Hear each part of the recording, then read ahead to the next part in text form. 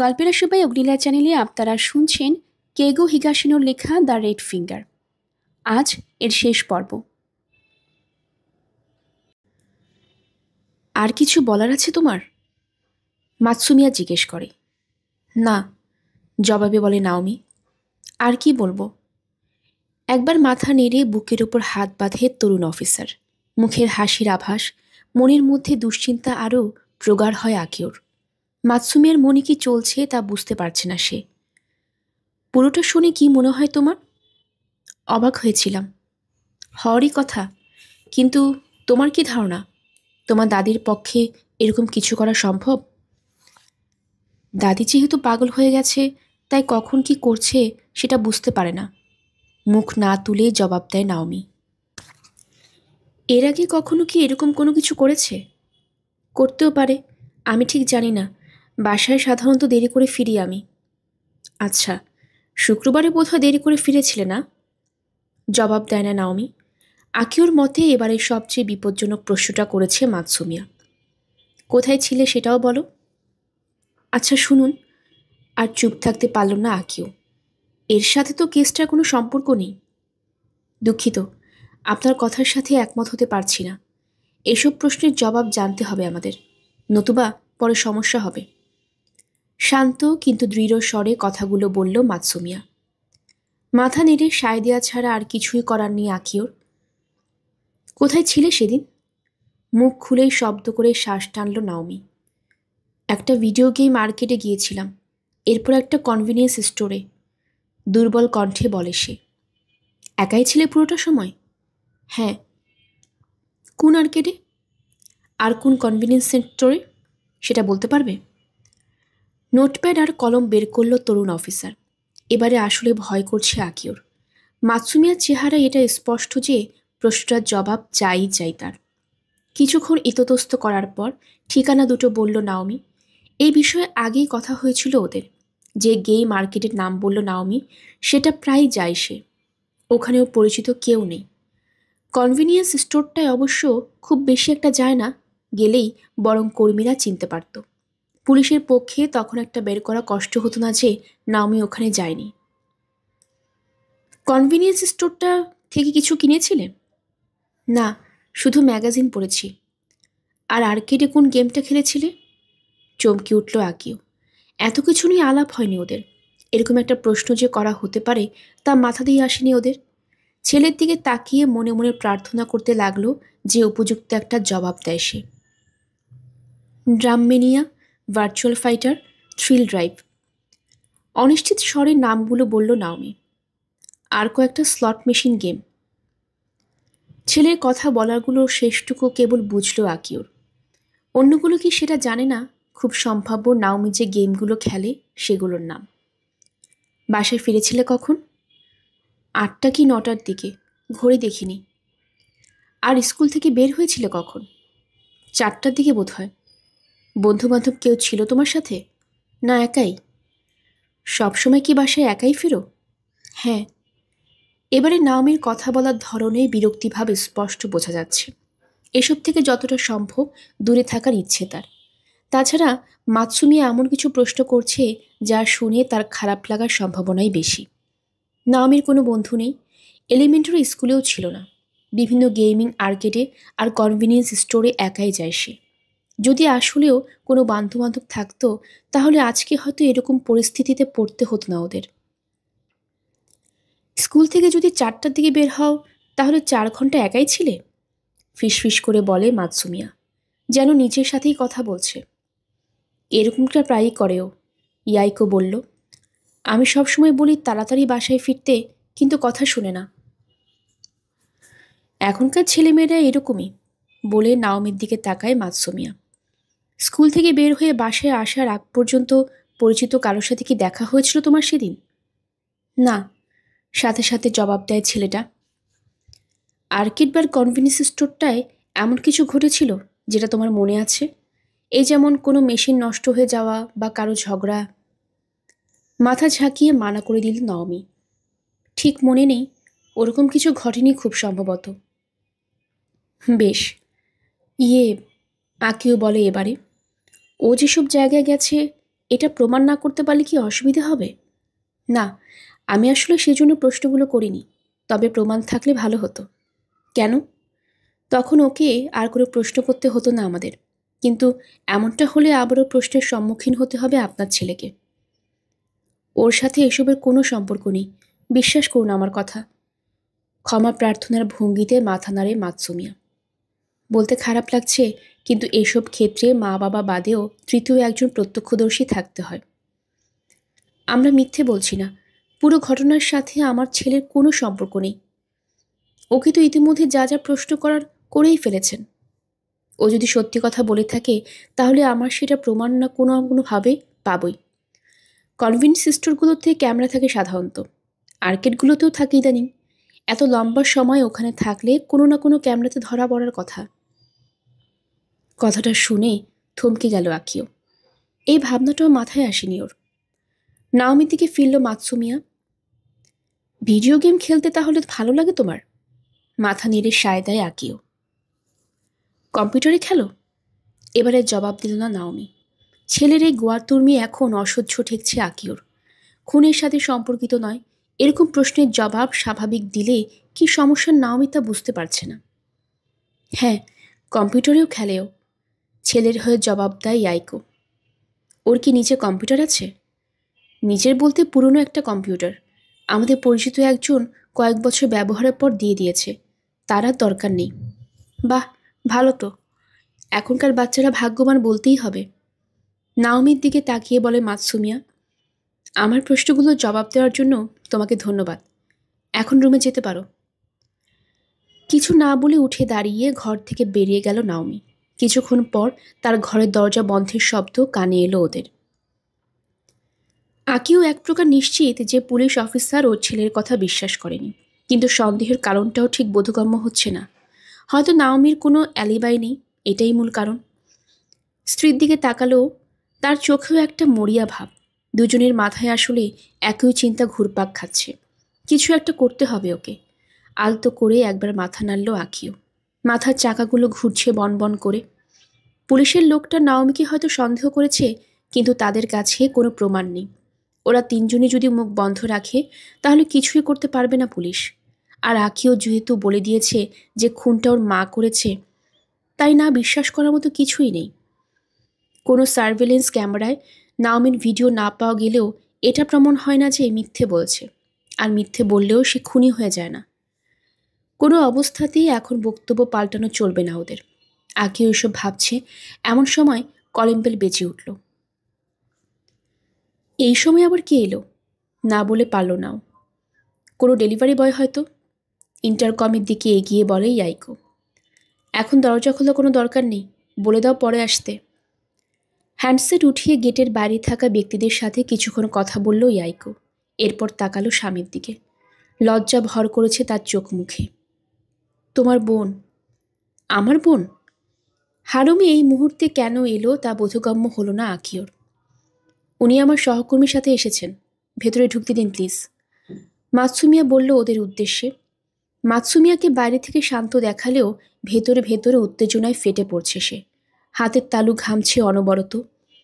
কোবায়াশির সাথে ফোনে কথা বলার পর কাগাওকে বলেছিল নাওমি মায়েহারের অ্যালিবাই যাচাই করে দেখতে।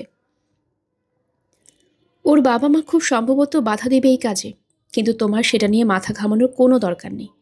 যদি বেশি সমস্যা করে তাহলে বলবে ছেলেটার সাথে তার রুমে গিয়ে একা দেখা করতে চাও। আর যদি সে বাইরে আসে তাহলে চেষ্টা করবে যত বেশি সম্ভব প্রশ্ন করার। গতকাল তারা ফোনে জানিয়েছিল একটা গেমিং আর্কেডে সময় কাটিয়েছে ছেলেটা। তাই জিজ্ঞেস করবে কোন আর্কেডে গিয়েছিল সে, কি গেম খেলেছে, এসব। যদি সে বলে তার মনে নেই, তাহলে এমনভাবে প্রশ্ন করতে থাকবে যেন রেগে যায়। কিন্তু আমার মনে হয় না সেরকম কিছু হবে। আর এটাও দেখো ছেলেটার নিজের কোনো কম্পিউটার আছে কিনা।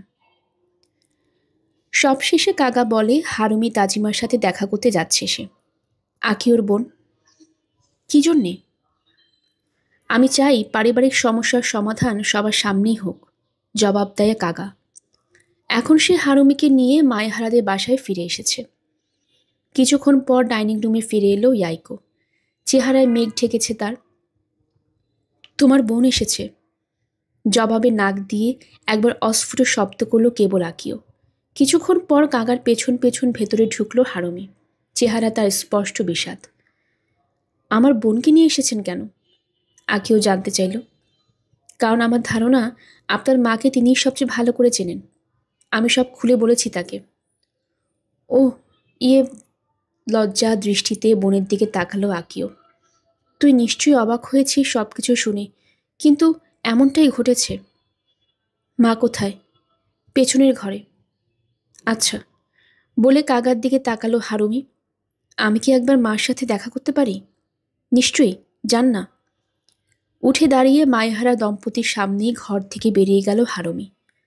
মাতসুমিয়া এবারে ওর দিকে তাকালো কাগা। ছেলেটার সাথে কথা বলেছ? হ্যাঁ। শুক্রবারে কি করেছে সে? গেমিং আর্কেডে গিয়েছে আর একটা কনভেনিয়েন্স স্টোরে গিয়েছে। বাসায় ফিরতে ফিরতে রাত 8টা বেজে গিয়েছিল শুনলাম। এরপর কাকার কানের কাছে মুখ নিয়ে ফিসফিস করে বলল ছেলেটার একটা নিজস্ব কম্পিউটার আছে। সন্তুষ্ট চিত্তে মাথা নাড়ল কাকা। এরপর মায়হারা দম্পতির দিকে তাকালো। থানা থেকে কিছুক্ষণের মধ্যে আমাদের লোকজন সবাই এসে পড়বে। যা যা করা দরকার করো। মাতসুমিয়া বিস্মিত হলো কথাটা শুনে। ফোন দিয়েছিলেন আপনি? মায়হারাদের সামনে ইচ্ছে করেই কাকাকে আপনি করে বলল। হ্যাঁ, আসার পথে ফোন করেছি, কিন্তু আমার কাছ থেকে সংকেত না পাওয়া অবধি বাইরে অপেক্ষা করবে সবাই। সহকর্মীর উদ্দেশ্যে ঠিক বুঝতে পারছে না মাতসুমিয়া। ওর চেহারা দেখে সেটা ধরতে পারল কাকা। পরক্ষণে এমনভাবে ওর দিকে তাকালো সে, যার অর্থ পরিষ্কার, ভরসা রাখো। আপনারা কি আমার মাকে গ্রেফতার করবেন? আকিও জিজ্ঞেস করে। অবশ্যই, কাকা জবাব দেয়। সবচেয়ে হীন অপরাধটা করেছে সে, এর চেয়ে খারাপ আর কি হতে পারে? কিন্তু আপনারা তো মার অবস্থা জানেন। সে বুঝে শুনে কিছু করে না। এই অবস্থায় দোষারোপ করা কি উচিত হবে? তার মানসিক অবস্থা কেমন সেটা যাচাই করে দেখব আমরা। এরপর বিচারক মূল সিদ্ধান্ত নেবেন। পুলিশের দায়িত্ব অপরাধীকে গ্রেফতার করা। তাকে দোষারোপ করা উচিত না অনুচিত সেটা আমাদের দেখার বিষয় না। এমনও তো হতে পারে যে বিচারে তাকে নির্দোষ ঘোষণা করা হলো। এরকম ক্ষেত্রে নির্দোষ কথাটা প্রযোজ্য কি না তা ঠিক জানি না আমি। তাকে শাস্তি দেওয়া হতেও পারে, নাও হতে পারে। এই বিষয়ে আমাদের কিছু করার নেই। পাবলিক প্রসিকিউটর থাকবেন এসবের দায়িত্বে। যদি দোষী সাব্যস্ত হন সেক্ষেত্রে বিচারক সিদ্ধান্ত নেবেন। তবুও, আকিও বলে, তার যেন কোনো কষ্ট না হয় সেদিকে খেয়াল রাখা যায় না। মাকে এরকম অবস্থায় জেলে রাখা যাবে না। আপনি তো দেখেছেন তাকে, বয়সও হয়েছে। আমার ঊর্ধ্বতন অফিসাররা যা বলবেন তাই হবে। কিন্তু আমি যতদূর বুঝতে পারছি প্রাথমিকভাবে কারাগারে থাকতেই হবে কয়েকদিন। তাছাড়া আপনার মা একা একা টয়লেটে যেতে পারে, খাওয়া দাওয়া করতে পারে। অন্য সবার মতনই তাকে কারাগারে পাঠানো হবে খুব সম্ভবত। সেটার কি আসলেই কোনো দরকার আছে? তিনি যদি দোষী সাব্যস্ত হন তাহলে অবশ্যই দরকার আছে। তাছাড়া আপনাদের দুজনকে কারাগারে যেতে হবে। আমরা সেজন্য তৈরি। হ্যাঁ, একজন বয়স্ক মানুষের জন্য এসব ধকল সামলানো খুব কঠিন। কষ্টই হয়ে যাবে হয়তো। কারাগারে যে সেলগুলো আছে সেগুলোর অবস্থা খুব একটা সুবিধার না। গ্রীষ্মকালে গরমে তেতে থাকে পরিবেশ, ঠান্ডায় বড্ড বেশি ঠান্ডা লাগে। খাবারও ভালো না। ব্যক্তিগত কোনো জিনিস সাথে নেওয়ার জন্য বিশেষ অনুমোদনের প্রয়োজন হয়। আপনার মা পুতুলগুলো সাথে করে নিতে পারবেন না। একা একা দিন কাটাতে হবে ওখানে। একঘেয়ে লাগতে শুরু করবে খুব দ্রুত। থেমে একবার কাঁধ ঝাঁকায় কাকা। আপনারা এইসব দেখার জন্য মানসিকভাবে তৈরি কিনা জানি না। কালো হয়ে গেছে আকিও মায়হারার চেহারা। সে হয়তো ভেবেছিল তাকে কারাগারে যেতে হবে, কিন্তু তার মার সাথেও যে এরকম আচরণই করা হবে তার মাথায় ছিল না, ভাবে মাতসুমিয়া। মিস্টার মায়হারা, এবারে নরম কণ্ঠে বলল কাকা, আপনি কি এসব মেনে নিতে পারবেন? চমকে উঠল মায়হারা। রক্ত সরে গেছে চেহারা থেকে, কেবল তার কান আর গলার কাছটা লালাপ দেখাচ্ছে। মানে? না, আমি নিশ্চিত হতে চাইছিলাম আর কি। আপনার মা তো নিজে থেকে কিছু বলতে পারেননি। আপনি তার হয়ে সব কিছু বলেছেন, আর এখন তার বিরুদ্ধে খুনের অভিযোগ আনা হচ্ছে। আমি একদম নিশ্চিত হতে চাই যে আপনি এটাই চাইছেন। আমি চাইছি? এছাড়া আর কি কোনো উপায় ছিল আমার হাতে? চাইলে ধামাচাপা দিতে পারতাম পুরো ঘটনা, কিন্তু সেটা তো সম্ভব না। আকেও নিজের কানেও কথাগুলো বড্ড ঠুনকো শোনাচ্ছে। ইয়াইকো উঠে দাঁড়ালো এই সময়। আমি কি কাপড় বদলে আসব? নিশ্চয়ই। আপনিও কি যাবেন মিস্টার মায়হারা? আমি এখানেই থাকব। চলে গেল ইয়াইকো। সিগারেট খেতে পারি একটা?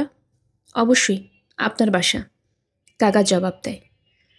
একটা সিগারেট বের করে ধরালো আকিও। তবে সিগারেটের ধোঁয়াও আজকে তার চঞ্চল মনকে শান্ত করতে পারছে না। কেমন বোধ করছেন আপনি? বলে বোঝানো সম্ভব না। সত্যি কথাটাই বলল আকিও। সব কিছু নিজের চোখের সামনে তছনছ হয়ে গেল। আর আপনার মার ক্ষেত্রে? মার ক্ষেত্রে আসলে সিগারেটের লম্বা একটা টান দিয়ে ধীরে ধীরে ধোঁয়া ছাড়ল আকিও। মানসিক ভারসাম্য হারিয়ে ফেলার পর থেকেই তাকে বড় অচেনা লাগে। আমাকেও নিশ্চয়ই চিনতে পারে না সে। মা ছেলের স্বাভাবিক সম্পর্ক তাই আমাদের মাঝে নেই। আপনার বাবাও তো আলঝেইমারের রোগী ছিলেন। জি। তার খেয়াল কে রাখত? মা। আচ্ছা, কাজটা নিশ্চয়ই সহজ ছিল না।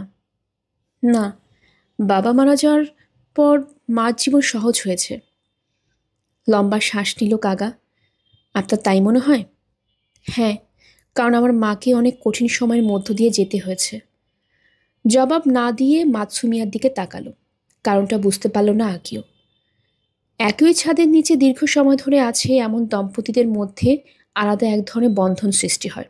এজন্যই প্রয়োজনের সময় একে অন্যের খেয়াল রাখে তারা। চাইলেও বন্ধন ছিন্ন করে সেই পরিস্থিতি থেকে পরিত্রাণ পাওয়া সম্ভব, কিন্তু তেমনটা হয় না। সঙ্গীর মৃত্যু হলে তাদের স্বস্তি মেলে কিনা সেই বিষয়ে আমি আসলেও সন্দিহান। বরং আমার ধারণা এতে প্রবল অপরাধবোধ এবং বিষাদ বাসা বাঁধে মনে। এই ধারণার কারণ? কারণ তাদের মনে হয় সঙ্গীর জন্য আরও কিছু হয়তো করার ছিল। সেক্ষেত্রে আরও কয়েকটা দিন একসাথে থাকা সম্ভব হতো, কিংবা করুণ পরিণতি বরণ করে নিতে হতো না তার স্বামী বা স্ত্রীকে। এরকম ধারণা থেকেই অপরাধবোধ আর বিষাদ বাসা বাঁধে মনে। আপনার ধারণা আমার ক্ষেত্রে এমনটা হয়েছে? তা জানি না, শুধু এটুকু বলবো, বয়স্ক মানুষদের অনুভূতির রসায়ন আমাদের তুলনায় অনেক বেশি জটিল। বিশেষ করে তারা যেহেতু জানে মৃত্যু ওত পেতে আছে জীবনের প্রতিটি বাঁকে। আমাদের উচিত তাদের অনুভূতির প্রতি শ্রদ্ধাশীল থাকা। তাদের মনে কি চলছে এটা বাইরে থেকে জানা সম্ভব না, কিন্তু আমাদের মতনই তাদের অনুভূতিরও দাম আছে। জানি আমি। মার অনুভূতির প্রতিও শ্রদ্ধাশীল আমি। মায়হারা বলে। এক দৃষ্টিতে আকিও চেহারার দিকে তাকিয়ে আছে কাগা। আগের তুলনায় এখন কিছুটা নিষ্প্রভ দেখাচ্ছে তাকে। তাই নাকি? তাহলে শুধু শুধু এত লম্বা লেকচার ঝাড়ার জন্য দুঃখিত। সমস্যা নেই, সিগারেট নিভিয়ে বলে মায়হারা। একবার হাত ঘড়ির দিকে তাকিয়ে উঠে দাঁড়ালো কাগা। আপনার মাকে নিয়ে যেতে সাহায্য করতে পারবেন? নিশ্চয়ই। মায়হারা উঠে দাঁড়ালো। মাতসুমিয়ার দিকে তাকালো কাগা, যেন ওদের সাথে আসতে বলছে। পেছনের রুমে ফিরে এলো ওরা। দরজার কাছেই বসে আছে হারুমি, আর বারান্দায় কুণ্ডুলি পাকিয়ে শুয়ে আছে মাসায়। হারুমির চেহারা তুষারের মতন সাদা দেখাচ্ছে এখন, যেন এমন কিছু শুনেছে যা বিশ্বাস করতে পারছে না। আপনার মাকে এখন নিয়ে যাব আমরা, ঘোষণার সুরে বলল কাগা। জি, বলে উঠে দাঁড়িয়ে মাসাইয়ের দিকে এগোলো হারুমি। কিন্তু তার আগে কাগা বলল, আপনি কি আমাদের আপনার মায়ের প্রিয় জিনিসগুলো দিতে পারবেন? যদি ওরকম কিছু থাকে আর কি। সেগুলোও না হয় নিয়ে গেলাম আপাতত।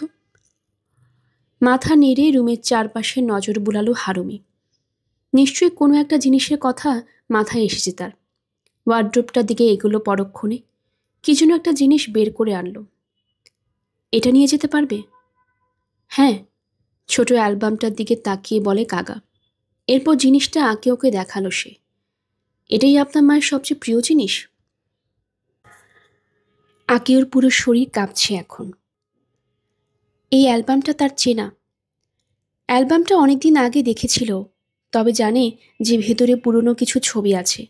শেষবার যখন ছবিগুলো দেখেছিল তখন মিডল স্কুলের ছাত্র আকিও। সেই সময় অ্যালবামে নতুন ছবি ঢোকানো বন্ধ হয়। প্রথম যে ছবিটা দেখল আকিও, সেটাই ও একটা বেসবল ক্যাপ মাথায় দিয়ে দাঁড়িয়ে আছে, হাতে লম্বা কালো স্ক্রল, পাশে হাসি মুখে দাঁড়ানো মাসাই। প্রাইমারি স্কুলে গ্র্যাজুয়েশন প্রোগ্রামে সার্টিফিকেট পাওয়ার পর তোলা হয়েছিল ছবিটা। সেই অনুষ্ঠানে ওর সাথে গিয়েছিল মাসাই। চোখে পানি এসে গেল আকিওর। ওর মা সব কিছু ভুলে গেছে, তবুও ছেলের এই ছবিগুলো তার মানসিক প্রশান্তির খোরাক। অথচ সেই ছেলেই কিনা তাকে জেলে পাঠানোর বন্দোবস্ত করেছে। সে যদি কোনো অপরাধ করত তাও হয়তো মানা যেত, কিন্তু মাসাই সম্পূর্ণ নির্দোষ। নিজের ছেলেকে বাঁচানোর জন্য মার কাঁধে দোষ চাপিয়েছে ও। পরিকল্পনাটা কাগজে কলমে যতটা না বোঝা যায়, বাস্তবে তার চেয়ে অনেক বেশি স্বার্থপর দেখায়। ডুবন্ত মানুষ খড়কুটো আঁকড়ে ধরে ঠিক, কিন্তু ভেসে থাকা অন্য কাউকে টেনে ধরে নিচে নামায় না। ওর মা মানসিক ভারসাম্যহীন হলেও তাকে দোষী প্রমাণ করাটা ভীষণ গর্হিত একটি কাজ। চোখে পানি নিয়ে অ্যালবামটার দিকে আরেকবার তাকালো আকিও। দেখে নিয়েছেন তো ভালো করে? আপনার মাকে হাজতে নিয়ে গেলে আর দেখতে পারবেন না, কিন্তু দরকার হলে সময় নিন, আমাদের হাতে কোনো তাড়া নেই। ধন্যবাদ, কিন্তু এটুকুই যথেষ্ট। ছবিগুলো দেখে ভীষণ কষ্ট হচ্ছে আমার। আপনার যেমনটা ইচ্ছে, কাকা বলে। অ্যালবামটা বন্ধ করে হারুমির হাতে ওটা দিয়ে দেয় সে। এই অফিসার মনে হয় সব বুঝে গেছে। আকিও ভাবে, সে জানে আসল কালপ্রিট এই বয়স্ক মহিলা নয়, বরং উপরতলায় দরজা আটকে বসে থাকা কিশোর ছেলেটা। আমার মুখ দিয়ে সত্যটা বের করাতে চাইছে, এজন্যই চাপ প্রয়োগ করছে এভাবে। নিজেকে শক্ত করে আঁকিও। এই ব্ল্যাকমেলের ফাঁদে পা দেওয়া যাবে না। পুলিশের কাছে কোনো প্রমাণাদি নেই। মানসিক চাপ সৃষ্টি করেই তারা কর্ম উদ্ধারের চেষ্টা করছে। চুপ করে থাকলেই আর কোনো বিপদ হবে না। শক্ত হতে হবে ওকে। একটা ফোনের রিংটোন বেজে উঠল এই সময়। পকেট থেকে ফোনটা বের করে কানে চাপালো মাতসুমিয়া। হ্যাঁ, মাতসুমিয়া বলছি। ঠিক আছে, বুঝতে পেরেছি। লেফটেন্যান্ট জানালো বাড়ির সামনে থানা থেকে ভ্যান এসে পড়েছে। আচ্ছা, কাগা বলে। এই সময় ইয়াইকোর কণ্ঠস্বর শোনা গেল হলওয়ে থেকে। আমি তৈরি। ব্লাউজের উপরে একটা সোয়েটার গায়ে চাপিয়েছে সে, সাথে নীল জিন্স, ক্যাজুয়াল। আপনাদের ছেলের কি হবে? আকে ওকে জিজ্ঞেস করে কাকা। ওকে তো একাই থাকতে হবে বাসায়। হ্যাঁ, সেটা সত্যি। হারুমি, তুই একটু দেখে রাখতে পারবি ওকে? এখনও শক্ত করে অ্যালবামটা ধরে আছে হারুমি। মাথা নেড়ে সায় জানালো সে।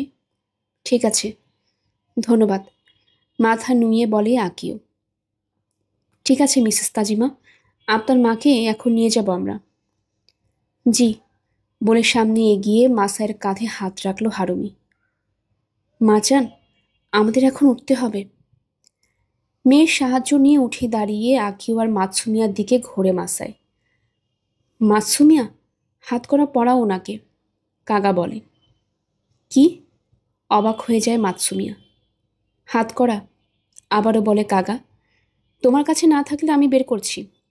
না, আছে আমার কাছে, তার সহকর্মী বলে। দাঁড়ান, 1 মিনিট। হাত করা কেন পড়াচ্ছেন মাকে? আকিও বলে ওঠে। পড়াতেই হবে, এটাই নিয়ম। কিন্তু কিন্তু মার হাতের দিকে তাকিয়ে দীর্ঘশ্বাস ছাড়ে আকিও। এটা কি? তোকে তো গতকাল এই ব্যাপারে বলেছিলাম, হারুমি জবাব দেয়। মেকআপ নিয়ে অনেক আগ্রহ, আঙ্গুলের লাল দাগটা লিপস্টিক থেকে লেগেছে, ওগুলো নিয়ে খেলতে ভালোবাসে মা। ও আচ্ছা। মাসায়ের আঙ্গুলের লাল দাগগুলো দেখে অনেক বছর আগের বাবার লাল আঙ্গুলের কথা মনে পড়ে গেল আকিওর। আমরা যাব এখন? হ্যান্ডকাফ হাতে আকিওকে মাতসুমিয়াকে প্রশ্নটা করল মাতসুমিয়া। জবাবে মাথা নাড়লেও মার হাতের দিকে তাকাতে পারছে না। মাতসুমিয়া পা সামনে বাড়িয়েছে, এমন সময় কথা বলে উঠল কাগা। 1 মিনিট। উনি তো লাঠিতে ভর দিয়ে হাঁটেন, তাই না? জি, ঠিক বলেছেন, হারুমি বলে। হাত করা পড়ালে সেটা ব্যবহার করতে পারবেন না। লাঠিটা কোথায়? সামনে দরজার কাছে ছাতাগুলোর পাশে রাখা আছে ওটা। ভাইয়া, নিয়ে আসবি একটু? আনছি, বলে ঘর থেকে বেরিয়ে যায় আকিও। জুতার র্যাকের পাশে আরেকটা ছোট লম্বা র্যাক আছে, যেখানে ছাতাগুলো রাখা আছে। আকিওর এই র্যাকটা খেলার দরকার পড়ে না কখনো, কারণ ওর ছাতা অন্য জায়গায় রাখে। পাল্লা খোলার পর জিনিসটা নজরে পড়ল। লাঠিটার হাতল ধূসর, একটা ছোট ঘণ্টা বাঁধা ওটার সাথে। মাসায়ের ঘরে ফিরে এলো। একটা কাপড় বিছিয়ে সেটার মধ্যে মাসায়ের প্রয়োজনীয় সব জিনিস আর অ্যালবামটা রাখছে হারুমি। ইয়াইকো আর পুলিশ অফিসার দুজন একপাশে দাঁড়িয়ে দৃশ্যটা দেখছে। পেয়েছেন লাঠিটা? কাগা জিজ্ঞেস করে।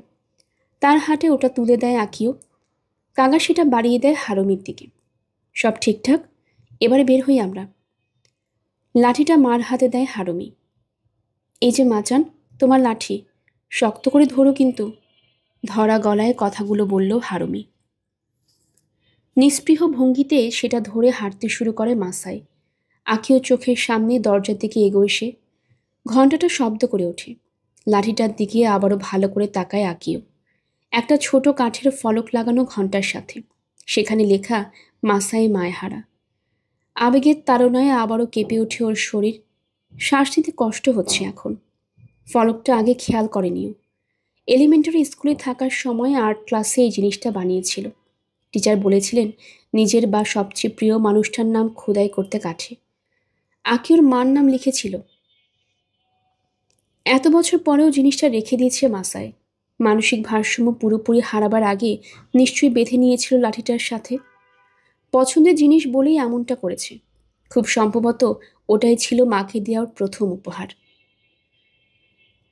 আবেগ সামলাতে ভীষণ বেগ পেতে হচ্ছে আকিওকে। খুব বেশিক্ষণ সামলাতে পারবে বলে মনে হয় না। মাথা নিচু করে বসে পড়ল। কি হলো আপনার? কাগা করল প্রশ্নটা। আর পারছে না আকিও। চোখ দিয়ে পানি পড়ছে টপ টপ করে। বুকের ভেতরে হৃৎপিণ্ডটা ধরফর করছে অনবরত। মাফ করবেন আমাকে, আমি আমি দুঃখিত। কাগার উদ্দেশ্যে বাউ করে বলেও, আপনাদের মিথ্যে বলেছি আমরা। আমার মা কিছু করেনি, তার কোনো দোষ নেই।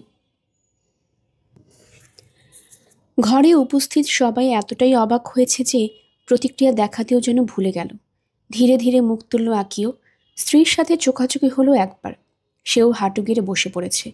চাহনিতে তীব্র অপরাধবোধ কামড়ে ধরেছে ঠোঁট। মাফ করে দিও, আমি আর পারলাম না, স্ত্রীকে বলে আকিও। সম্ভব না, কিছুতেই না। চোখ নামিয়ে নিল ইয়াইকো। তার অবস্থাও স্বামীর মতনই। আপনার মা দোষী নন সেটা না হয় বুঝলাম, তাহলে আসল কালপ্রিট কে? নিস্পৃহ কণ্ঠে প্রশ্নটা করল কাগা। তার চেহারার দিকে তাকালো আকিও। কথা বলার ধরন নিস্পৃহ হলেও ডিটেকটিভের চেহারাতেও বিষাদের ছায়া। পুরো ব্যাপারটা নিশ্চয়ই বুঝে ফেলেছে, আবারও ভাবে আকিও। এজন্যই অবাক হয়নি। আমার ছেলে। মাথা নাড়ল কাগা। জোরে কেঁদে উঠল ইয়াইকো। কান্নার দমকে কাঁপছে কাঁকল তার পুরো শরীর। মাতসুমিয়া, উপরে যাও। দাঁড়ান। ইয়াইকো উঠে দাঁড়িয়ে বলে, আমিও যাচ্ছি। ঠিক আছে, যান তাহলে। কাঁপা কাঁপা পায়ে ঘর থেকে বেরিয়ে গেল ইয়াইকো। তার পেছনে মাতসুমিয়া। আকিওর সামনে হাঁটু গেড়ে বসল কাগা। সত্য কথাটা বলার জন্য ধন্যবাদ। অনেক বড় একটা অবিচার করে ফেলেছিলেন আরেকটু হলেই। কিন্তু সত্যিটা আপনি অনেক আগেই বুঝে গিয়েছিলেন। না, আপনারা যখন থানায় ফোন দিলেন তখনই কিছুই বুঝিনি, তবে আপনার গল্পটা অসংলগ্ন মনে হয়েছিল। তাহলে কখন? মাসাইয়ের দিকে তাকালো কাগা, ওনার আঙ্গুলের লাল দাগগুলো দেখে। কিভাবে? দাগগুলো দেখে আমার মনে হয় ওখানে লাল রং লাগলো কিভাবে। আর দাগটা যদি ভিকটিমের মৃত্যুর আগে আপনার মায়ের হাতে লেগে থাকে, তাহলে মেয়েটার শরীরেও আমরা লাল দাগের উপস্থিতি টের পেতাম। কারণ আপনার মা হাতে গ্লাভস পরেছিলেন ঘটনার পরের দিন, কিন্তু ভিকটিমের শরীরে কোনো দাগই ছিল না। আর আপনিও কোনো দাগ মোছার কথা উল্লেখ করেননি। এসব দেখে মাথায় আসে যে মেয়েটা খুন হওয়ার পরে কোনো এক সময়ে তার আঙ্গুলে লিপস্টিকের লাল দাগ লেগেছে, কিন্তু আমরা কোনো লিপস্টিক খুঁজে পাইনি। এই রুমে নেই এটা। নিশ্চয়ই আমার স্ত্রীর লিপস্টিক। কথাটা বলার পরেও আকিও বুঝতে পারল সেটা অসম্ভব। আপনার স্ত্রীর ড্রেসিং টেবিলের উপর তলায়। আপনার মার পক্ষে সেখানে যাওয়া সম্ভব না। তাহলে কোথায় পেল? লিপস্টিকটা যদি এখানে কোথাও না থেকে থাকে, তাহলে আপনার মার কাছে কি করে এলো, তাই তো? কেউ হয়তো বাড়ি থেকে নিয়ে এসেছে। কে? আমি আপনার বোনকে এই বিষয়ে প্রশ্ন করি, জানতে চাই তার কাছে ওরকম কোনো লিপস্টিক আছে কিনা। মিসেস তাজিমা, দেখানোটা। ব্যাগ থেকে একটা প্লাস্টিকের ব্যাগ বের করলো হারুমি। একটা লিপস্টিকের টিউব আছে ভেতরে। এটা দাগে লেগেছে মিসেস মায়হারার হাতে, নিশ্চিত হয়েছি আমি। তবু ল্যাবে পরীক্ষা করে শতভাগ নিশ্চিত হওয়া যাবে। বোনের দিকে তাকালো আকিও। তোর কাছে ওটা গেল কি করে? সেটাই তো সমস্যা, কাগা বলে। আপনার মা যদি মিসেস তাজিমার লিপস্টিকটা চুরি করতো তবুও না হয় অদ্ভুত ঠেকতো না বিষয়টা, কিন্তু আপনার বোনের কাছে এখনও লিপস্টিকটা আছে। মিসেস তাজিমা, আপনার সাথে আপনার মায়ের শেষ কখন দেখা হয়েছিল? বৃহস্পতিবার সন্ধ্যায়। অর্থাৎ বৃহস্পতিবার সন্ধ্যার পরে এই বাড়িতে লিপস্টিকটা ছিল না। এর অর্থ কি বুঝতে পারছেন মিস্টার মায়হারা? হ্যাঁ, মার আঙ্গুলে বৃহস্পতিবার লেগেছিল লিপস্টিকের লাল দাগ। ঠিক ধরেছেন। অর্থাৎ তিনি খুনটা করেননি। ভিকটিমের দেহে কোনো লাল দাগ পাওয়া যায়নি। শক্ত করে হাত মুঠি করল আকিওর। তালুতে বসে গেল নখের দাগ। বুঝতে পেরেছি। বুকের ভেতরটা খালি খালি লাগছে ওর। হলওয়েতে দাঁড়িয়ে কথাগুলো শোনার পর কিছু বলার ভাষা হারিয়ে ফেলল মাতসুমিয়া। মানুষ যে কখনো এরকম জঘন্য একটা কাজ করতে পারে তা ভাবতেও পারেনিও। ছেলেকে বাঁচানোর জন্য বয়স্ক মাকে খুনি সাজানো। এই বাড়িতে আসার পর থেকে ইতিবাচক একটা ব্যাপারই ঘটেছে, সেটা হচ্ছে আকিও মায়েহারা সব কিছু স্বীকার করে না। আর সেটাও হয়েছে প্রবল অপরাধ বোধ থেকে। বয়স্ক ভদ্র মহিলার হাতে লাল দাগটা আগে খেয়ালও করলেও কিছু বলেনি কেন কাগা? তাহলে তো আরও আগেই সত্যটা বেরিয়ে আসতো। কি বলছো তুমি এসব? আগে তো বলেছিলে আমাকে থানায় যেতে হবে না। সিঁড়ির মাথা থেকে নাওমির কণ্ঠস্বর ভেসে এলো। তোমাকে তো কেবলই বললাম কেন, পুলিশের লোকেরা বুঝে ফেলেছে সব কিছু। কাঁদতে কাঁদতে বলে ইয়াইকো। কিভাবে? আমাকে যা করতে বলেছ সব তো করেছি। কিছু একটা ভাঙার শব্দ ভেসে এলো পরক্ষণে। এরপর একটা চিৎকার। সব তোর দোষ শুয়োর, সব তোর দোষ। Sorry, sorry. মাতসুমিয়া বুঝে উঠতে পারছে না কি করবে। পেছনের ঘর থেকে কাগা দ্রুত বেরিয়ে এলো এ সময়। দুধদার করে উপরে উঠে গেল সে। খানিক বাদে আবারও কানে এলো নাওমির চিৎকার। কলার ধরে টানতে টানতে তাকে নিচে নিয়ে আসছে কাগা।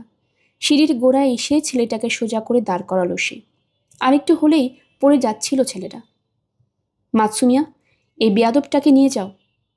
হ্যাঁ, বলে নাওমির বাহু পেঁচিয়ে ধরল। স্কুল পড়ুয়া ছেলেটা বাচ্চাদের মতো কাঁদতে শুরু করেছে এবারে। চিৎকার জুড়ে দিয়েছে। এসো আমার সাথে, দৃঢ় কণ্ঠে বলে মাতসুমিয়া। আমিও যাব সাথে, পেছন থেকে বলে ইয়াইকো। কোবায়াশি আর সাকাগামি গেটের বাইরে অপেক্ষা করছিল এতক্ষণ। এবারে ভেতরে ঢুকলো তারা। কি ঘটেছে সব বলবো আপনাদের। হাত নেড়িয়ে ওকে চুপ করার নির্দেশ দিল কোবায়াশি। কাগা সব বলেছে আমাদের। পেছনে দাঁড়ানো কর্মীদের দিকে তাকিয়ে মা আর ছেলেকে নিয়ে যাওয়ার অর্ডার দিল সে। এরপর মাতসুমিয়ার দিকে তাকালো আবারও। কাসুগাইতে কম্পিউটার পরীক্ষা করে দেখেছি আমরা। মেল বক্সের ট্র্যাশ ফোল্ডারে ডিলিট করে দেওয়া একটা মেল পেয়েছি। ঘটনার দিন এসেছিল ইমেলটা। ইউনার মা বাবা কেউ মেলটা দেখেনি, অর্থাৎ ইউনাই দেখেছিল ওটা, এরপর ডিলিট করে দিয়েছে। কিন্তু ডিলিট করা ইমেল যে ট্র্যাশ ফোল্ডারে জমা হয় এটা জানা ছিল না ওর। ইমেলটায় সুপার প্রিন্সেস সিরিজের পুতুলের ছবি ছিল। কে পাঠিয়েছিল সেটা কি জানা গেছে? একটা ফ্রি ইমেল অ্যাড্রেস থেকে পাঠানো হয়েছে, তবে শীঘ্রই জানা যাবে প্রেরক কে ছিল, বলে মায়েহারাদের বাড়ির দিকে ইশারা করে কোবায়াশি। ছেলেটা নিজের কম্পিউটার আছে? ইমেলটা দেখিয়ে বেরিয়ে পড়ে মেয়েটা। নিশ্চয়ই যে পাঠিয়েছে তাকে খুঁজতেই বেরিয়েছিল। আমরা কি এই বাসায় কম্পিউটারটা বাজেয়াপ্ত করব? করতে তো হবেই, তবে তারা নেই কোনো। এখনও একজন ব্যক্তিকে গ্রেফতার করা বাকি আছে। আকিও মায়েহারাকে? সেই লাশটা নিয়ে গিয়েছিল পার্কে। এখন ডিটেকটিভ কাগার সাথে কথা বলছে সে। সেক্ষেত্রে আমি বলবো ভেতরে গিয়ে তাদের কথা শোনো। কেন? সবচেয়ে বড় বোমাটা এখনও ফাটায়নি কাগা। যাও, গেলেই বুঝতে পারবে। ওর কাঁধে হাত রেখে বলে কোবায়াশি। যা ঘটে গেছে তার চাইতে বিস্ময়কর ব্যাপারটা। একটু বাড়িয়ে বলছি না। বসের কথা মতো আবারও ভেতরে ফিরে এলো মাতসুমিয়া। কাগাকে জানালো ওদের অন্য সহকর্মীরা মা ছেলেকে নিয়ে যাচ্ছে। কথাগুলো শোনার পরেও কোনো পরিবর্তন এলো না আকিওর অভিব্যক্তিতে। মাসায়েরা হারুমি বারান্দায় বসে আছে চুপচাপ। মাত্র কয়েক মিনিটের ব্যবধানে পরিস্থিতি পাল্টে গেছে পুরোপুরি। উঠে দাঁড়ালো আকিও। শরীরটা সীসার মতো ভারী মনে হচ্ছে ওর। আমাকেও যেতে হবে। আর কিছু বলার আছে আপনার? কাগা জিজ্ঞেস করে। আপনার মা আর বোনকে কিছু বলবেন না? মাথা ঝাঁকিয়ে মানা করে নিচের দিকে তাকালো আকিও। আমার মাঝে মেকআপ দিয়ে বাচ্চাদের মতন খেলে, এটা মাথায় আসেনি আমার। হারুমি গতকাল বলেছিল, তখনও বুঝিনি ব্যাপারটা। এজন্যই এত বড় ধাক্কা খেলাম। হাসল সে, যেন নিজের প্রতি করুণা হচ্ছে। এ সময় হারুমি এগিয়ে এলো তার দিকে। আকিও মুখ তুলে দেখল দাঁত দিয়ে ঠোঁট কামড়ে ধরেছে তার বোন। পানি গড়াচ্ছে গাল বেয়ে। চোখ বড় বড় করে ওর দিকে কিছুক্ষণ তাকিয়ে থাকলো সে। পর মুহূর্তেই গালে তীক্ষ্ণ একটা ব্যথা অনুভব করলো আকিও। প্রথমে ধরতে পারল না কি ঘটছে। খানিক বাদে বুঝলো বোন থাপ্পড় কষিয়েছে ওর গালে। ভুল করে ফেলেছি আমি, গালে হাত দিয়ে বলে আকিও। উচিত হয়নি। আমার কাছে মাফ চাওয়ার কোনো মানে নেই, মাথা ঝাঁকিয়ে বলে হারুমি। মানে? মিস্টার মাইহারা, হারুমির পাশে দাঁড়ানো কাকা বলে এই সময়। আপনি এখনও সত্যটা ধরতে পারেননি। আসল সত্য?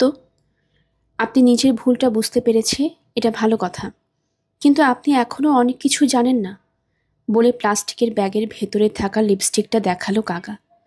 আপনার বোনের সাথে যখন দেখা করতে যাই তখন তাকে অনুরোধ করেছিলাম সে যা লুকোচ্ছে তা আমি না বলা অবধি গোপন রাখতে। যা লুকোচ্ছে? কি বলছেন এসব? আমিও আসলে পুরো সত্যটা বলিনি। লিপস্টিকটার ব্যাপারে আপনার বোনকে আমি জিজ্ঞেস করি মিস্টেস মাইহারা লিপস্টিকটা তার কাছে আছে কিনা। উত্তর যদি ইতিবাচক হয় তাহলে সেটা নিয়ে আসতে বলি। বোনের দিকে তাকালো আকিও। এখনও কিছু বুঝতে পারছে না সে। এই লিপস্টিকটা আমার না, অনেকদিন ধরেই মার কাছে আছে এটা। মার? কিন্তু নিয়ে তো এসেছিলে তুই। আমি এটা গতকাল বাগান থেকে কুড়িয়ে নিয়েছি। গতকাল? মা আমাকে গতকাল ফোন দিয়ে বলে বাগানে একটা গাছের নিচে লিপস্টিকটা লুকিয়ে রেখেছে, সেটা যেন আমি বাসায় নিয়ে যাই, কারণটা নাকি পরে বুঝতে পারবো। কি বলছিস এসব তুই? আকিও চেহারায় বিভ্রান্ত ভর করলো এবারে। তোকে ফোন দিয়েছিল মানে? হ্যাঁ, যে ফোনটা মাকে এনে দিয়েছিলাম আমি সেটা থেকে কল করেছিল। তুই এনে দিয়েছিস? ভ্রু কুচকে ভাইয়ের দিকে তাকালো হারুমি, এরপর অন্যদিকে মুখ ফিরিয়ে নিল। তুই এখনো বুঝতে পারছিস না? কি? চকিতে একটা ভাবনা খেলে গেল আকিয়ের মাথায়। যা দেখছে বা শুনছে তা বিশ্বাস করতে কষ্ট হচ্ছে, কিন্তু সব তথ্য প্রমাণ নির্দেশ করছে সেদিকেই। অসম্ভব, বিড়বিড় করে বলল সে। বারান্দার দিকে তাকালো একবার। ওর মা এখনো আগের ভঙ্গিতেই বসে আছে, যেন পাথর কুদে বানানো কোনো মূর্তি।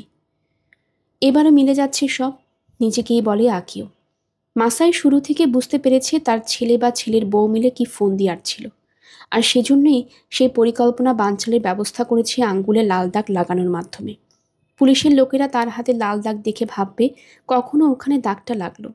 লিপস্টিকটা মেয়ের কাছে পাঠিয়ে দিলে তারা ধরে নেবে খুনের আগেই হাতে লিপস্টিকের দাগ লেগেছিল তার, অর্থাৎ সে নির্দোষ। আর আসলে যদি এরকম কিছু ঘটে থাকে তাহলে একটাই সম্ভাবনাই থাকে, ওর মা কি পুরোপুরি সুস্থ, মানসিক কোনো সমস্যাই নেই তার। বোনের দিকে তাকালো আকিও। ঠোঁট জোড়া তীর করে কাঁপছে তার। জানতি তুই? হ্যাঁ জানতাম, অকপটে বলে হারুমি। আমি তো মার সাথে সময় কাটিয়েছি। কিন্তু এই অভিনয়ের মানে কি?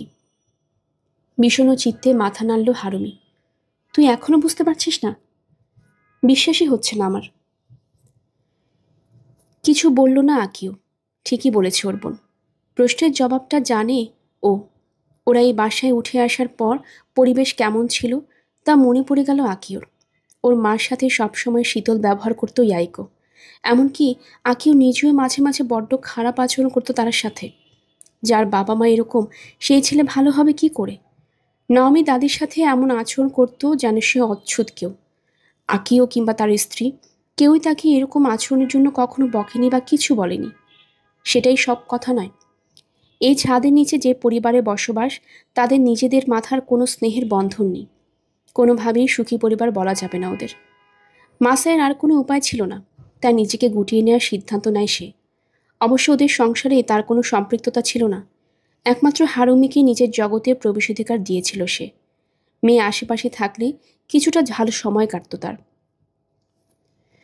আকিও আর তার স্ত্রীও বুঝতে পারেনি যে পুরোটাই মাসায়ের অভিনয়, বরং ওরা তার এই মানসিক অবস্থার সুযোগ নিতে চেয়েছিল। ইয়াইকোর সাথে করা সেদিনে আলাপটা মনে পড়ল ওর। কাজ করবে বুদ্ধিটা? ভেবো না। মার এখন যেরকম মানসিক অবস্থা, পুলিশের লোকেরা কিছু জিজ্ঞেস করে সুবিধা করে উঠতে পারবে না। আমরা যদি বলি সে পুরোপুরি মানসিক ভারসাম্যহীন, আমাদের কথাই বিশ্বাস করবে। কিন্তু আসলে সমস্যা হবে বিশ্বাস করানো যে মাই মেয়েটাকে মেরেছে। মার যেহেতু মাথা ঠিক নেই, সে জানে না কখন কি করছে। আমরা যদি বলি পুতুল ভেঙে ফেলেছে, বলে মেয়েটাকে হত্যা করেছে সে, তাহলে হ্যাঁ, এটাই বলা যায়। তাছাড়া মার কথা বললে তারা অপরাধটাকে খুব বেশি গুরুত্ব দেবে না। এমনকি তার বিরুদ্ধে অভিযোগ নাও দায়ের হতে পারে। সরকারের পক্ষ থেকে নিশ্চয়ই মানসিক স্বাস্থ্য বিশেষজ্ঞ কাউকে নিয়োগ দেওয়া হবে। সে আরও ভালো বলতে পারবে মার মানসিক অবস্থা নিয়ে। মাসাই যখন ওদের এসব আলোচনা করতে শুনেছিল, তখন কেমন লাগছিল তার? ভীষণ রাগ হচ্ছিল নিশ্চয়ই, সেই সাথে কষ্ট পেয়েছে অবশ্যই। এরপরেও অভিনয় চালিয়ে যায় সে। মিস্টার মায়হারা, কাগা বলে, আপনার মা বারবার সংকেত দিতে থাকেন যেন আপনারা ভুলটা না করেন। আপনার মনে আছে প্রথম দিন গ্লাভস হাতে দিয়েছিলেন তিনি? কটু গন্ধ আসছিল ওগুলো থেকে। আমাদের তখনই তিনি জানাতে চাইছিলেন খুনটা কোথায় হয়েছে। এছাড়া লিপস্টিকের দাগ তো আছেই। আমাদের জন্য ফাঁদ পেতেছিল মা? না, দ্রুত বলে কাগা। কোনো মাকে তার ছেলের জন্য ফাঁদ পাততে পারে? তিনি চাইছিলেন আপনি একটু ভাবুন ব্যাপারটা নিয়ে। ভাইয়া, আমি তোকে গতকাল বলেছিলাম মা ইদানিং মেকআপ নিয়ে খেলতে পছন্দ করে। এটা সত্য না, কিন্তু মা এই কথাটা তোকে বলতে বলেছিল।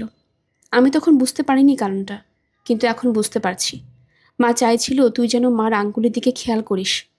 যদি তুই দেখতি সেখানে লাল রং লেগে আছে, তাহলে মুছে ফেলার চেষ্টা করতি। মা সিদ্ধান্ত নিয়েছিল তুই সে চেষ্টা করলেই তোকে বাধা দেবে। তখন বাধ্য হয়ে তোদের পরিকল্পনাটা বাতিল করতে হতো। বুঝতে পারছিস কি বলছি? এটাই ছিল মার মনে। এক হাত দিয়ে কপাল চেপে ধরল আকিও। কিছুই বুঝতে পারিনি আমি। নিজের জন্য নিজেই ফাঁদ পেতেছিলেন আপনি, শান্ত কণ্ঠে বলে কাগা। আপনার বোনের সাথে দেখা হবার পর এইসব ব্যাপারে কথা হয় আমাদের। আমি চাইছিলাম আপনি যেন নিজ থেকে বাস্তবতাটা বুঝতে পারেন।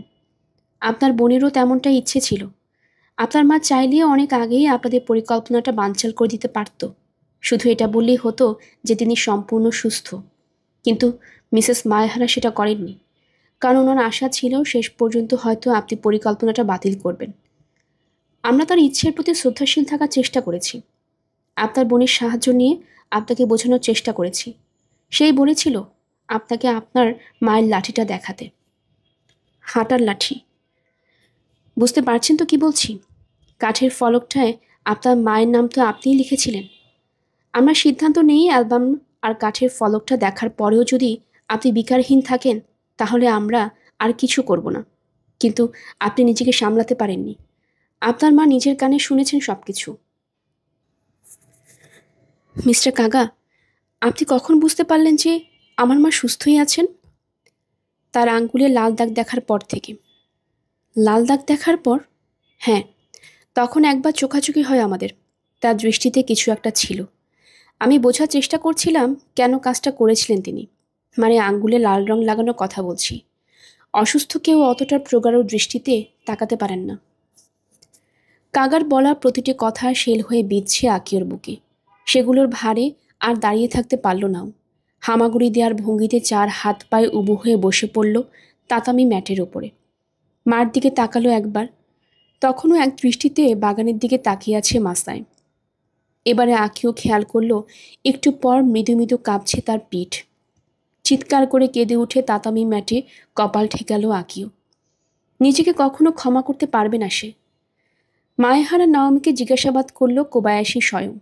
মাতসুমিয়াও তার সাথে ঢুকে পড়ল জিজ্ঞাসাবাদ কক্ষে। কাঁদো কাঁদো গলায় প্রশ্নগুলোর উত্তর দিচ্ছে নাওমি, সেই সাথে বিরক্তও হচ্ছে ভীষণ। ইউনা কাসুগায়ের সাথে কখন দেখা হয় তোমার? সেদিনই, স্কুল থেকে আসার পর। তুমি যোগাযোগ করেছিলে ওর সাথে? না, ও নিজেই আসতে চেয়েছিল।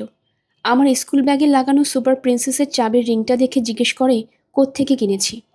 বলেছিলে? হ্যাঁ, আকিহাবারা থেকে কিনেছিলাম। এরপর? তখনও জানতে চায় আমার কাছে সুপার প্রিন্সেসের কোনো অ্যাকশন ফিগার আছে কিনা। একটা ওয়েবসাইটে ওগুলো দেখেছিল না। ও যে এরকম প্রশ্ন করবে তা আশা করিনি। সেই সময় কোথায় ছিলে তোমরা? আমাদের বাসার কাছেই, রাস্তায়। তখন তুমি বলো তোমার কাছে অনেক অ্যাকশন ফিগার আছে, ওগুলো দেখাতে চেয়েছিলে নাকি? হ্যাঁ, তখন ইউনা বলে ওর কাছে আছে অনেকগুলো, তবে আমারগুলো দেখতে চায়। দেখাবে বলে কথা দিয়েছিলে? ছবি পাঠাতে বলেও, আমি মানা করিনি। ওর স্কুল ব্যাচে উল্টো দিকে ইমেল অ্যাড্রেস লেখাই ছিল। ছবি দেখে যদি ওর মনে হয় কোনোটা ওর কাছে নেই, তখন আমার বাসায় আসবে বলে। ঠিকানা জানিয়ে দিই আমি। বাসায় এসে ছবি পাঠিয়ে দিয়েছিলে, তাই তো? হ্যাঁ, বাসায় এসে যত দ্রুত সম্ভব ছবি তুলে ওই ইমেল অ্যাড্রেসে পাঠিয়ে দিই। কিছুক্ষণের মধ্যে এসে পড়েও? হ্যাঁ, 5:30টার দিকে। বাসায় তখন একাই ছিলে তুমি? আমার দাদি ছিল তার ঘরে, কিন্তু সে বাইরে খুব একটা বের হয় না। তোমার অ্যাকশন ফিগারগুলো দেখিয়েছিলে ইউনাকে? জি। কোথায়? লিভিং রুমে। এখনও অবধি কোনো প্রশ্নের জবাব দিতে দ্বিধাবোধ করেনি নাওমি। কণ্ঠস্বরও কাঁপছে না, কিন্তু পরবর্তী প্রশ্নটা শোনার পর পুরোপুরি বদলে গেল তার আচরণ। মেয়েটার গলা চিপে ধরেছিলে কেন? চেহারা রক্তিম হয়ে উঠল নাওমির। জানি না, ফিসফিসিয়ে বলল ছেলেটা। জানবে না কেন? অবশ্যই জানো, কোনো একটা কারণ তো ছিলই, তাই না? কারণটা চলে যেতে চেয়েছিল? চলে যেতে চেয়েছিল? আমি আমার অ্যাকশন ফিগারগুলো দেখানোর পরেও থাকতে চাইছিল না, এজন্য গলা চেপে ধরলে? জানি না আমি। এরপর শামুকের মতো নিজেকে গুটিয়ে নিল নাওমি।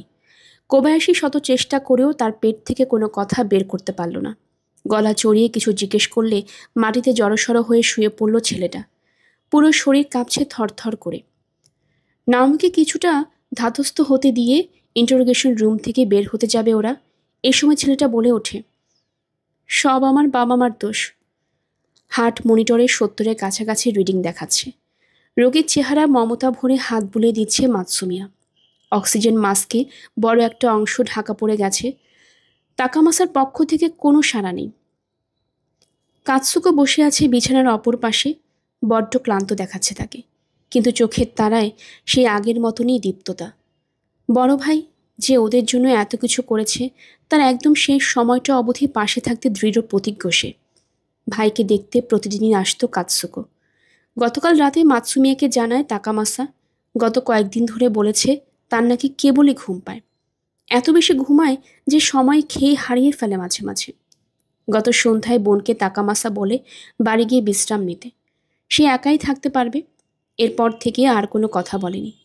যত দ্রুত সম্ভব হাসপাতালে ছুটে এসেছে মাতসুমিয়া, কিন্তু ও মামার কানের কাছে মুখ নিয়ে ফিসফিস করলেও মাতসুমিয়া কোনো প্রতিক্রিয়া দেখায়নি।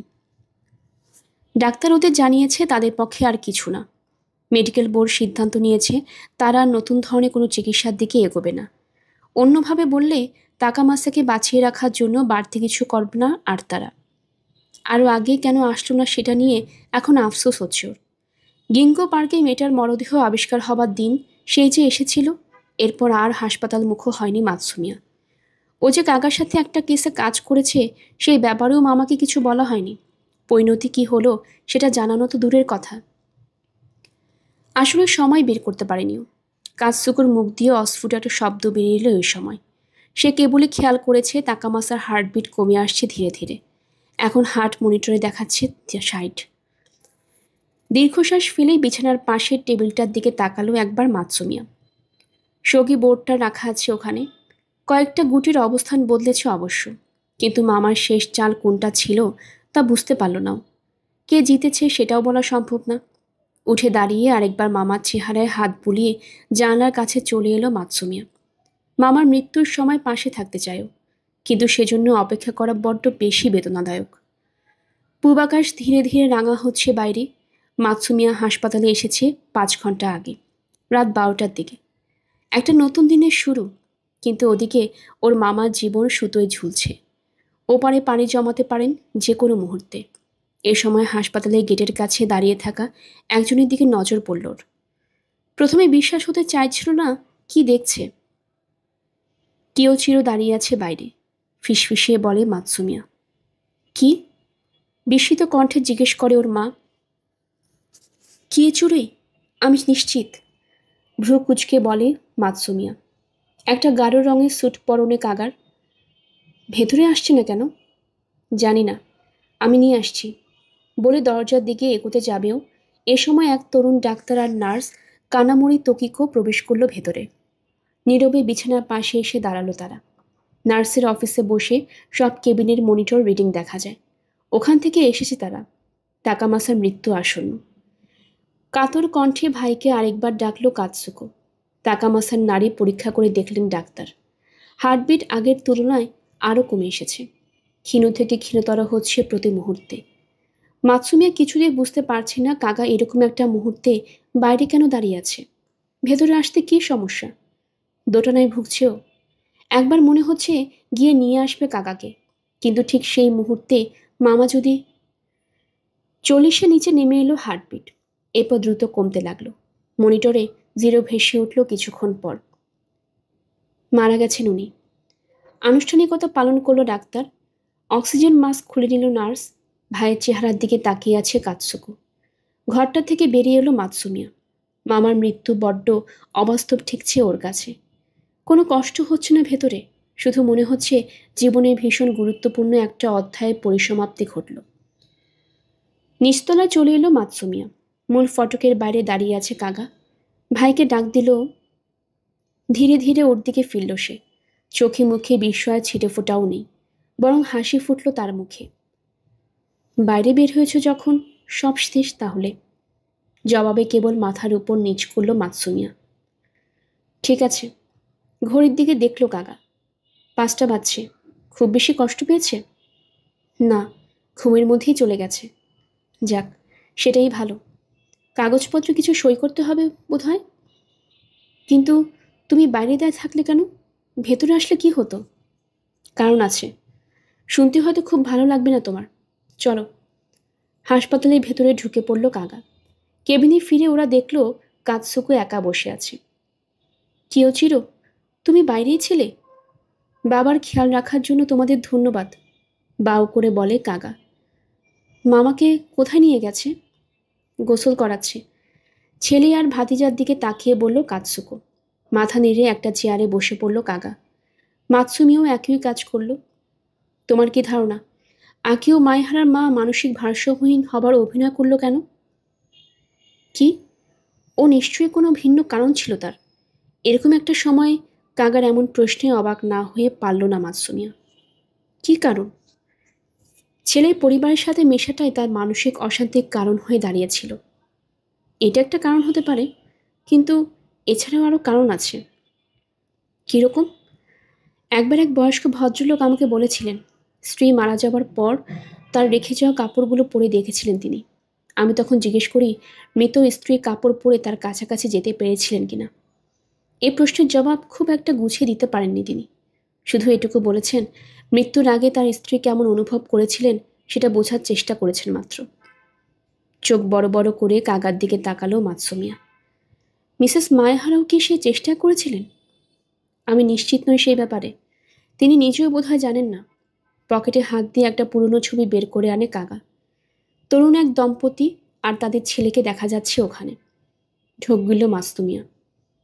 এটা তো তোমার বাবা আর আমার মা। খুব সম্ভবত এলিমেন্টারি স্কুলে 2য় বর্ষে পড়ি আমি। স্কুলের কাছাকাছি একটা পার্কে ছবিটা তোলা। এই ছবিটা নিয়ে এসেছি কফিনে দিয়ে যাওয়ার জন্য। তোমার মাকে কখনো দেখিনি আমি। তখন 30-এর আশেপাশে ছিল বোধহয় মার বয়স। গোলগাল চেহারা, সবসময় নিচের দিকে তাকিয়ে কথা বলতো। তুমি তো জানো যে সে মারা গেছে। হ্যাঁ, তাকে সেন্তাই নিচের অ্যাপার্টমেন্টের মৃত অবস্থায় পাওয়া যায়। মাথা নাড়ে কাগা। একাই থাকতো মা, দেখাশোনা করার মতো কেউ ছিল না। মৃত্যুর আগের সময়টাও নিভৃতেই কেটেছে। বাবা প্রায় দুঃখ করত বিষয়টা নিয়ে। আমাকে একবার বলেছিল পৃথিবী থেকে চলে যাওয়ার সময় আমার কথা নিশ্চয়ই অনেক ভেবেছে মা। আমি ওখানে থাকলে খুশি হতো খুব। তাই বাবার সিদ্ধান্ত নেয় তার যখন শেষ সময় চলে আসবে তখন একা থাকবে। মৃত্যুর আগ অবধি আমাকে আসতে নিষেধ করে দিয়েছিল। এজন্যই তুমি? কাগার দিকে তাকিয়ে বলে মাতসুমিয়া। এ সময় কেবিনের দরজা খুলে নার্স তোকিকো প্রবেশ করলো ভেতরে। আমাদের কাজ শেষ, আপনারা আসতে পারেন এখন। আমি একবার দেখতে চাই, কাগা উঠে দাঁড়িয়ে বলে। তাকামাসাকে দেখে মনে হচ্ছে চোখ বন্ধ করে শুয়ে আছে, চেহারায় শান্তির আভাস। বাবার পাশে গিয়ে দাঁড়ায় কাগা। শান্তি পেয়েছে শেষ পর্যন্ত, বলে সগি বোর্ডটার দিকে তাকায় সে। একদম শেষ দিন পর্যন্ত খেলেছে আপনার বাবা। হঠাৎই লজ্জিত মনে হলো তোকিকোকে। কাগার দিকে তাকালো সে। এবারে সব কথা বলে দিলে হয় না? একবার গাল চুলকায় কাগা। ঠিক বলেছেন আপনি। কী নিয়ে কথা বলছেন আপনারা? নার্সকে জিজ্ঞেস করে মাতসুমিয়া। আপনার মামার সাথে এতদিন আসলে আমি খেলিনি। আমি শুধু ইমেইলে আসা নির্দেশ অনুযায়ী চাল দিচ্ছিলাম। ইমেইল? হ্যাঁ, মিস্টার তাকামাসা কোন চাল দিলে সেটা আমি ইমেইলে জানিয়ে দিতাম। মাতসুমিয়া প্রায় জিজ্ঞেস করেই ফেলেছিল কাকে ইমেল পাঠাতো সে। শেষ মুহূর্তে নিজেকে সামলে কাকাকে বলে, তুমি খেলতে মামার সাথে? এবারে কাগার মুখে লাজুক হাসি ফোটে। 2 মাস ধরে চলেছে খেলাটা, আর একটু বেশি খুব সম্ভবত। প্রায় শেষ হয়ে এসেছিল। কথাটা শুনে স্তব্ধ হয়ে যায় মাতসুমিয়া। কাগা এতদিন ধরে মনে মনে সাপ সাপান্ত করার জন্য লজ্জা লাগতে থাকে। নিজের মতো করে কাগা তার বাবার সাথে ঠিকই যোগাযোগ রেখেছিল। ওহ দাঁড়ান, বলে কাগার হাতে একটা গুটি ধরিয়ে দেয় নার্স। এটা তার হাতে ছিল। গুটিটার দিকে তাকায় কাগা। ঘোড়সওয়ার? আমি নিশ্চিত আপনার বাবা জানতো তিনি কার সাথে খেলছেন। কিছু না বলে মাথা নাড়ল কাগা। মামার চাল দেওয়ার কথা ছিল নাকি? মাসুমিয়া জিজ্ঞেস করে। হ্যাঁ, আমার মনে হয় গুটিটা এখানে বসাতে চেয়েছিল বাবা, বলে বোর্ডের নির্দিষ্ট একটা জায়গায় গুটিটা রাখেন কাগা। এরপর বাবার দিকে তাকিয়ে হেসে ওঠে। দারুণ একটা চাল, তুমিই জিতলে বাবা।